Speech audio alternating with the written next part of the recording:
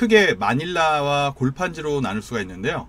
먼저 마닐라부터 시작을 해보겠습니다. 종이에는 결이 있습니다.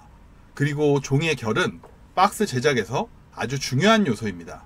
종이의 결이 중요한 이유는 종이의 그 여러 물리적 특성과 가공성에 큰 영향을 미치기 때문입니다. 여기 이제 반으로, 이 선을 중심으로 반으로 접는다고 치죠. 이러면 깔끔하게 선이 날 수가 있습니다. 일반적으로 박스에서는 이게 배 나오는 현상을 조금 더 깊이 하는 그런 경향성이 있습니다. 일반적인 박스용 종이의 특성에 대해서 알아봤으니까 본격적으로 박스용 마닐라지들, 즉 산업용지 한 5종에 대해서 알아볼까요? 이 5종이 가장 많이 사용하는 종입니다.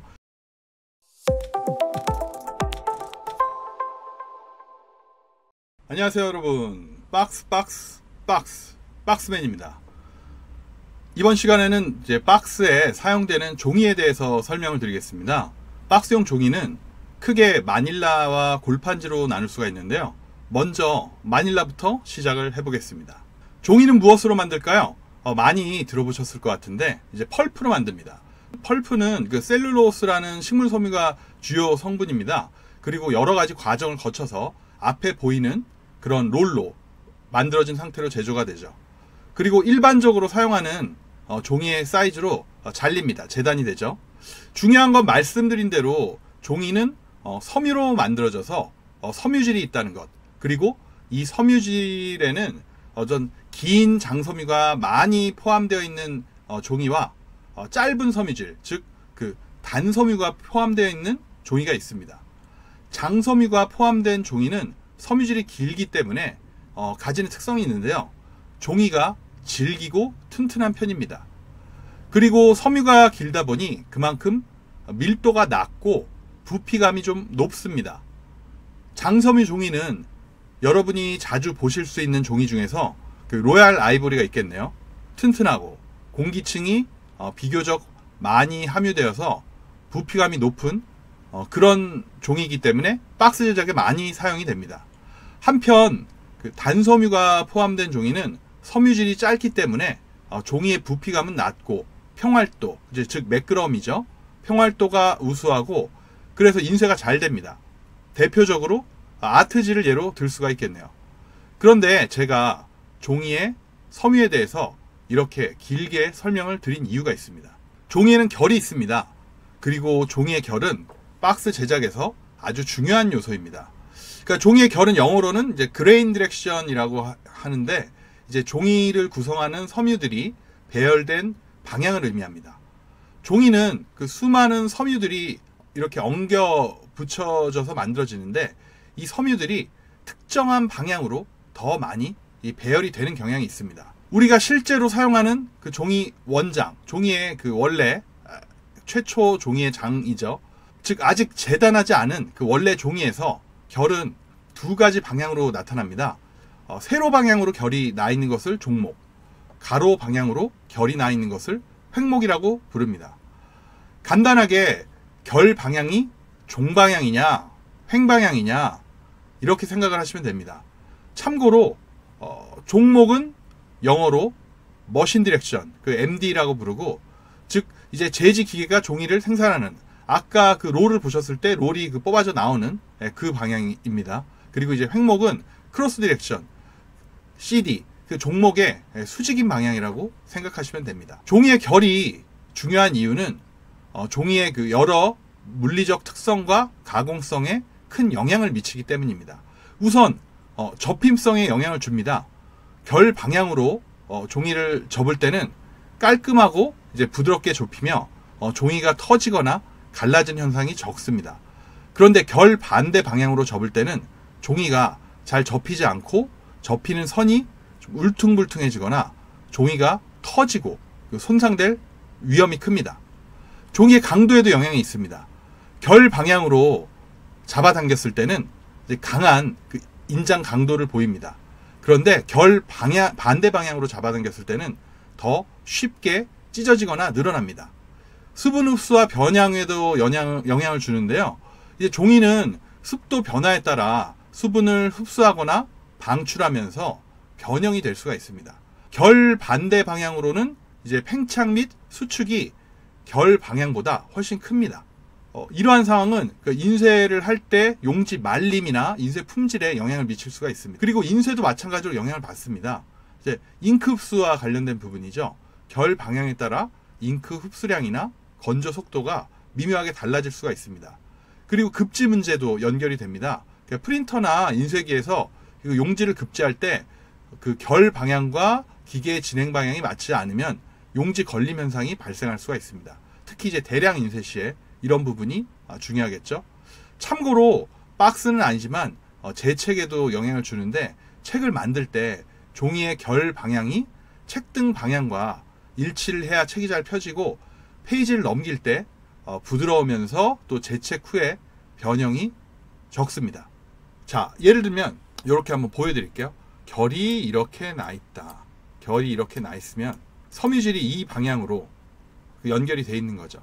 그러면 요렇게 여기서 이렇게 해서 접을 때 이 결 방향에 영향을 받기 때문에 깔끔하게 접히지가 않을 수가 있습니다. 하지만 결 방향이 이렇게 나 있는데 이쪽 방향에서 이렇게 접을 때 여기 이제 반으로, 이 선을 중심으로 반으로 접는다고 치죠. 이러면 깔끔하게 선이 날 수가 있습니다.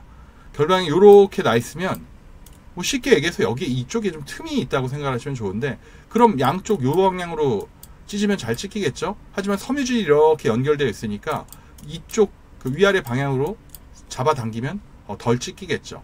뭐 이런 그 여러 가지 그 상황이 좀 영향을 많이 받는다고 할 수가 있습니다. 그냥 이제 말로만 들으시니까 잘 와닿지 않으실 수가 있을 것 같은데요. 과연 이제 종이의 결이 박스 제작에는 이제 어떤 영향을 줄까요?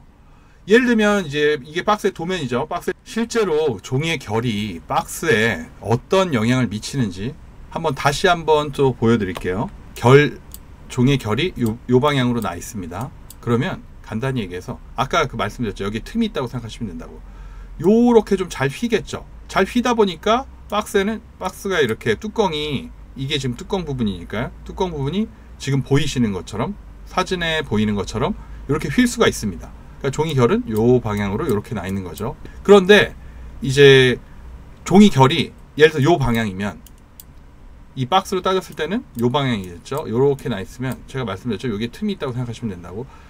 이렇게 종이가 배가질 수가 있습니다. 대신 뚜껑은 종이 결이 요렇게다 보니까 이렇게 이 앞서 보여드린 요 박스처럼 뚜껑이 이렇게 올라오는 경향은 좀 덜 하겠죠. 그래서 둘 중에 하나를 보통 생각을 해야 되는데, 요 박스 같은 경우는 좀 작고 이 폭이 좀 좁은 박스라서 이렇게 배가 나오는 현상이 적은데, 일반적으로 박스에서는 이게 배 나오는 현상을 조금 더 깊이 하는 그런 경향성이 있습니다. 그래서 일반적으로는 종이 결을 요쪽으로 좀 맞춰가지고 이쪽 뚜껑이 좀 올라와도 배가 나오지는 않게 감소하는 뭐 그런 작업들을 많이 하죠. 하지만 물론 이건 박스의 크기나 형태, 그리고 목적이나 여러 가지 상황에 따라 다를 수 있습니다. 하지만 그냥 참조를 하시면 좋을 것 같고요. 다음은 종이의 크기입니다. 박스 제작에서 종이의 크기는 톰슨 장비와 목형 사이즈와 함께 서로 밀접하게 연관되어 있고 작업의 효율성과 작업의 가능성을 결정하는 요소들입니다. 박스 제작에는 보통 국전 정도의 사이즈를 사용을 하고, 따라서 그 톰슨 장비의 베드 사이즈, 그러니까 뭐 재단한 판이라고 할 수 있죠. 그 판의 사이즈도 그 크기 정도의 작업에 최적화되어 있습니다.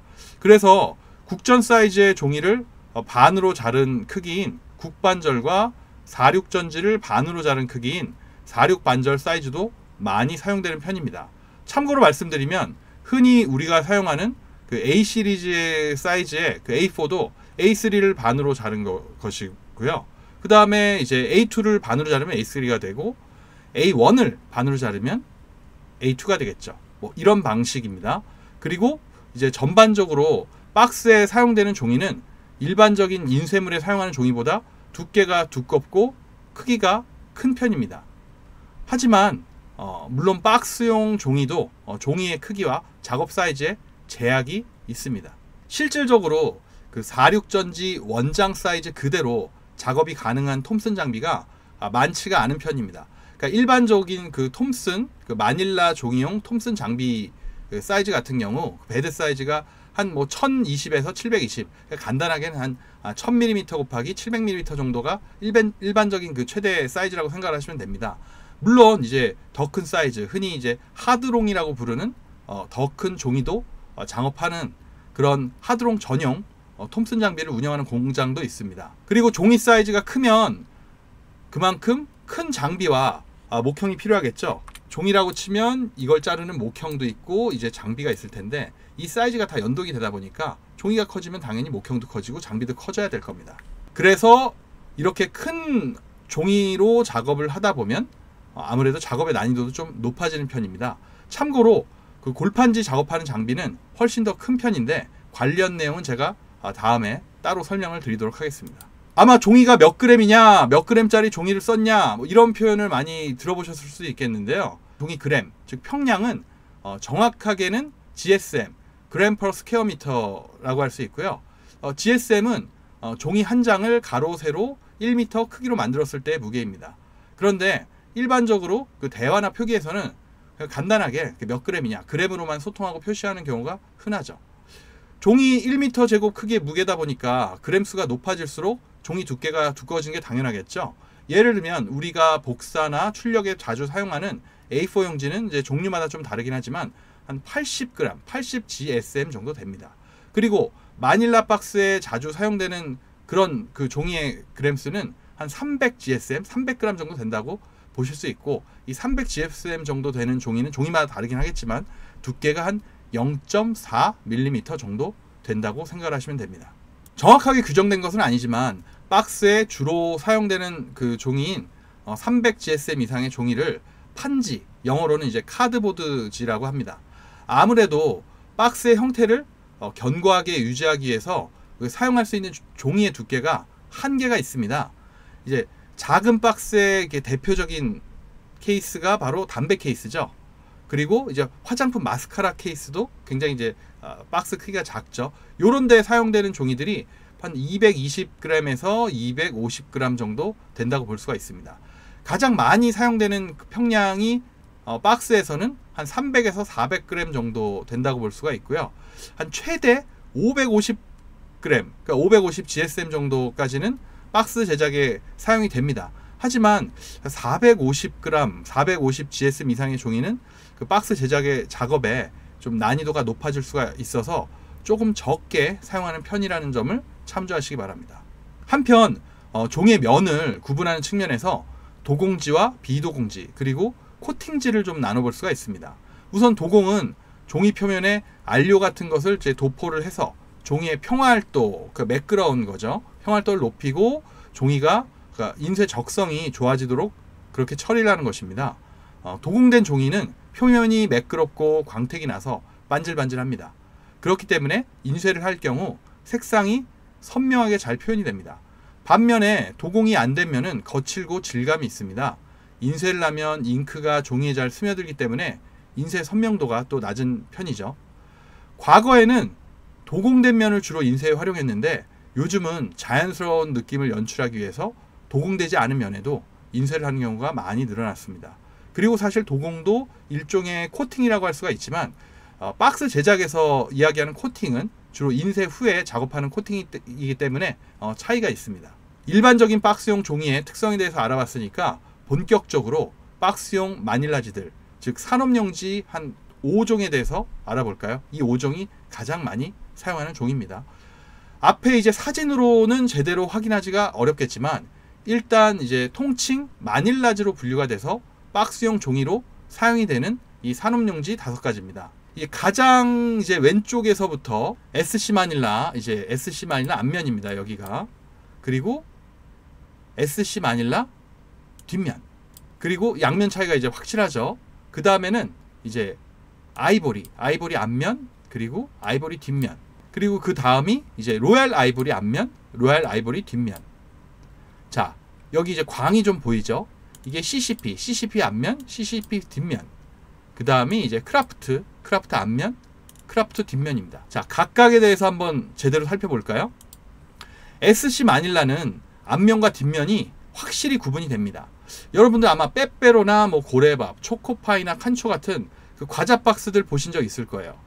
공정성을 위해서 이제 여러 가지 상품을 다 최대한 언급을 했습니다. 뭐 이런 박스들 보면 그 종이 뒷면에 그 거친 질감의 그 회색, 빛을 좀 발견하실 수 있을 텐데요. 아마도 그랬다면 그 종이가 SC 마닐라일 가능성이 높습니다. SC는 두 가지 의미를 담았다고 추측이 되는데, 써니 코티드, 즉 표백 처리 그 코팅을 의미하죠. 그리고 혹은 슈퍼 캘린더링, 그러니까 표면을 매끄럽게 처리했다는 얘기입니다.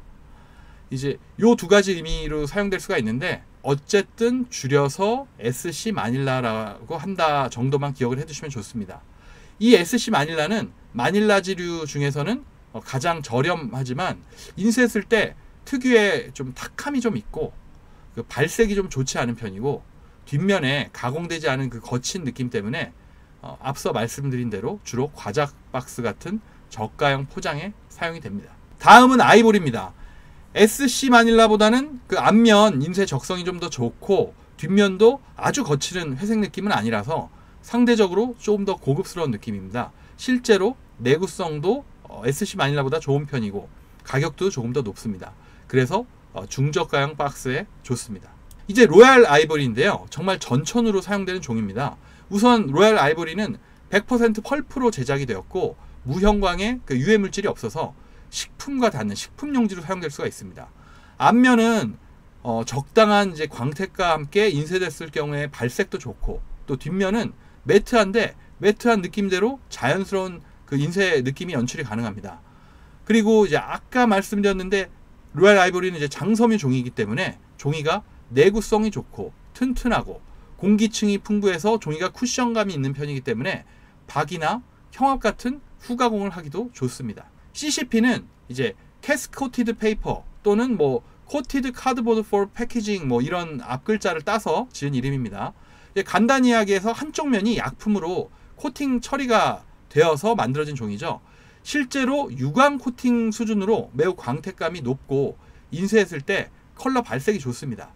그래서 인쇄 컬러를 잘 나타내기 위한 그런 화장품 패키징에 많이 사용되고 주로 고급 패키징으로 사용됩니다. 뒷면은 매트한 느낌이고 최근에는 뒷면을 살려서 인쇄하는 연출도 조금씩 늘어나고 있죠. 마지막으로는 크라프트지입니다. 사실 크라프트지는 종류가 굉장히 많지만 여기서는 앞면은 황갈색이고 뒷면은 거친 회색인 크라프트지를 대표적인 예로 들어보겠습니다. 천연 펄프 원료를 사용했기 때문에 질기고 내구성이 좋으며 종이 느낌상 친환경 이미지가 강합니다. 그 제약사항이 있다면 아무래도 황갈색 면에 인쇄를 했을 때 인쇄 발색이 탁해서 좋지가 않고 원하는 대로 인쇄를 연출하기가 좀 어려운 편입니다. 그래도 종이가 가진 느낌 때문에 친환경 제품의 박스로 많이 사용이 됩니다. 예전에는 인쇄를 했을 때 컬러감이 아주 강렬하게 발색이 잘 되는 것 같은 그런 그 감각적인 유행했던 시가 있었는데 그 친환경 좀 이슈가 많이 발생된 이후로는 트렌드가 바뀌었습니다. 광택이 나거나 발색이 또렷하게 두드러진 것보다는 조금 앞에 보이는 좀 이미지처럼 조금 잉크가 스며든 톤 다운된 느낌의 그 인쇄 연출이 패키지 박스 제조에서 많이 사용되고 있습니다. 아까 종이 설명드려서 말씀드렸지만 이렇게 그 자연스러운 느낌으로 연출하려면 우선 도공이 되지 않거나 덜 된 그런 거친 면, 주로 후면에 인쇄를 하게 됩니다. 또는 질감이 거친 종이에 인쇄를 해도 비슷한 연출이 가능합니다. 나중에 따로 안내를 해드리겠지만 종이의 색감과 재질 측면에서 국산 종이보다 수입지가 훨씬 다양합니다. 하지만 문제가 있다면 역시 가격이겠죠. 그래서 사실상 대량 생산이 되는 그런 제품의 패키지의 수입지를 사용하는 경우가 좀 적은 편입니다. 그럼에도 불구하고 나중에 설명드리게 될 아코백이나 아코팩입니다. 흑기사, 올드밀 같은 경우는 비교적 가성비, 소위 경제성이 있어서 수입지임에도 불구하고 패키지 박스 용지로 어느 정도 사용이 되고 있습니다. 수입지와 색지에 대해서는 나중에 따로 설명을 드리겠습니다. 박스용 종이로 색지를 사용했을 때는 여러 가지 그 장점이 있습니다. 우선 인쇄로는 도저히 나타낼 수 없는 그런 색지만의 컬러감과 질감 그리고 느낌이 있습니다. 게다가 인쇄의 경우에는 아무리 원하는 색상을 인쇄로 나타내려고 해도 한계가 있지만 색지를 사용하는 경우에는 결과가 안정적이고 미리 보고 결정했으니까 알 수가 있죠. 게다가 색지의 박이나 형압 그리고 실크 스크린으로 연출할 경우에는 매우 고급스러운 느낌이 나게 됩니다. 주로 명품이나 고가 제품에 활용하는 패키지 방식이 이런 방식이죠. 종이에 대한 이야기는 사실 정말 무궁무진합니다. 나중에 언젠가 종이 전문가분들을 모시고 이 말씀을 나누는 시간을 좀 가져볼 생각도 있는데요. 일단 오늘은 이 정도에서 마치기로 하고, 혹시 추가로 궁금하신 부분이 있다면 댓글과 메일로 남겨주시면 답변을 드리거나 따로 영상을 제작하겠습니다. 박스. 좋아요와 구독은 정말 큰 힘이 됩니다. 끝까지 봐주셔서 감사합니다.